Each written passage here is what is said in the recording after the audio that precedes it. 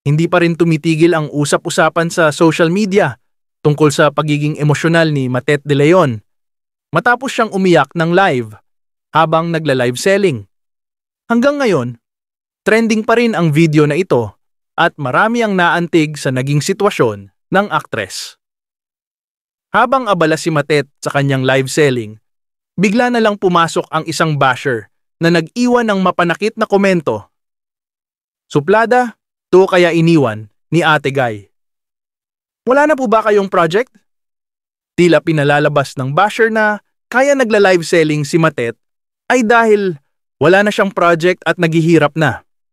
Dahil dito, hindi napigilan ni Matet ang kanyang emosyon at napaluha siya on live habang binabasa ang masasakit na salita.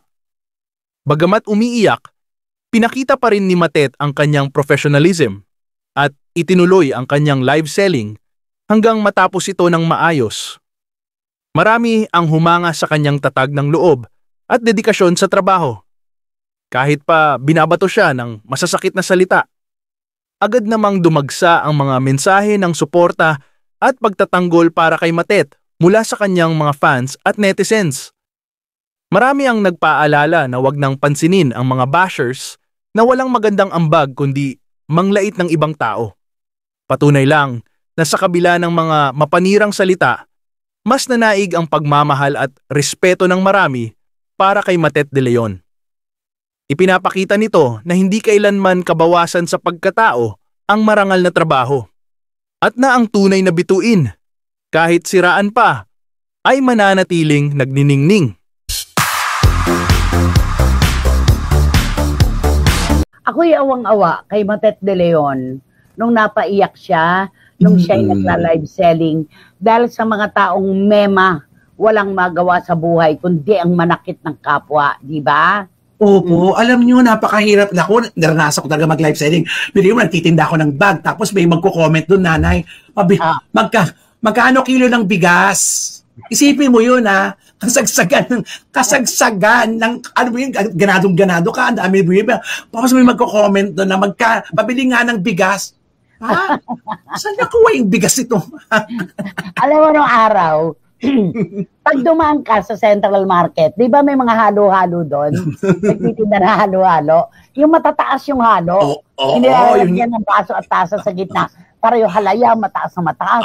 Yung kaong, mataas na mataas. Hihilahin ka, di ba? Hihilahin ka. Dito ka na kumain. Dito ka na kumain. Ano ba ang hanap mo? Sasagot ako, pakong bakya. Edi, bigyan lang ang baby T1. Pag naglalala, anong hanap? Di ba anong hanap? Sasabihin ko, pag-ibig. Wala sa tatawa na lang. Ako, pakong bakya. O, di ba? Ako kasi, nasaksihan ko kung gaano ka sipag at kasigap itong si Matet De Leon. Sa tapat natin dito sa TV5, meron sila dyan dati. Di ba may mga hilera na mga restaurants dyan? Yes, oo. Natin, di ba? Meron silang steakhouse doon, sila ni Mickey Estrada. Silang mag-asawa. Sila nagmamarketing, sila nagluluto, sila ang naghahain, sila nagsuserve. Nakita ko po yun. At ayaw ba natin makakita ng isang artista na sa halip na umaarte lang, naghahanap pa ng ibang pagkakataon para sila ay kumita? Ano ang gusto natin? Manghingi sa kapwa? Mangutang? Di ba? Mas maganda yung ganito. Tapos sabihan ka pa na, walang hiya ka kasi, kaya ka iniwan ni Nora Honor. Yun ang parang ganon. Alam niyo po, eto lang, kami na po magsasabi sa inyo, sa kanilang magkakapatid, si Matet De Leon po ang laging pinupuri ni Ate Guy. Alam mo yan, Romel, yung napanood natin. Yes. Ano sabi ni Ate Guy? Si Matet, yan ang anak ko na kahit maraming ginagawa, nakukuha akong bisitahin. Yang anak ko na yan, hindi nakalilimot, mangumusta. Alam ni Ate Guy na si Matet talaga yung maganda ang puso, di ba? May correct.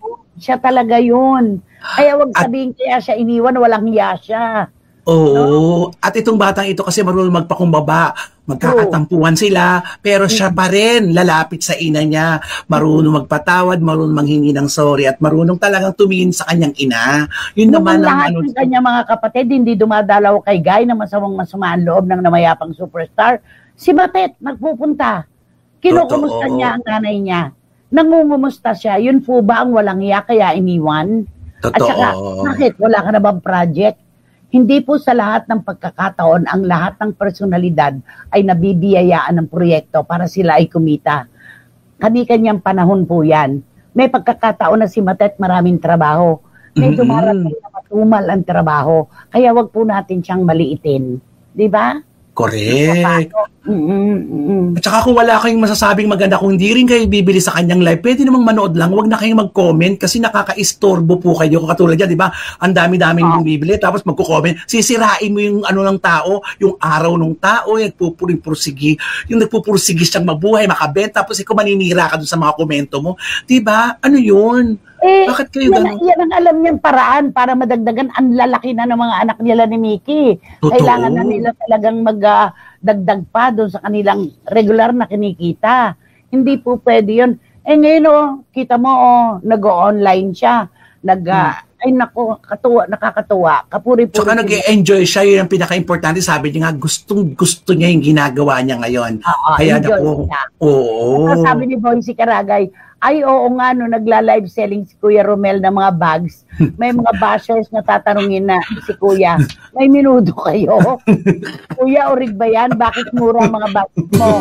Anong daw? Mga gano'n, kung ano-ano. Kung ano yung mga sinasabi, pabili ng toyo, suka. Isipin mo yung tindahan. Sabi ni Chief Boyce sa Gilberto, sana naman tumigil na ang mga walang bagong bashers na yan. Matet was just doing her best to help her family.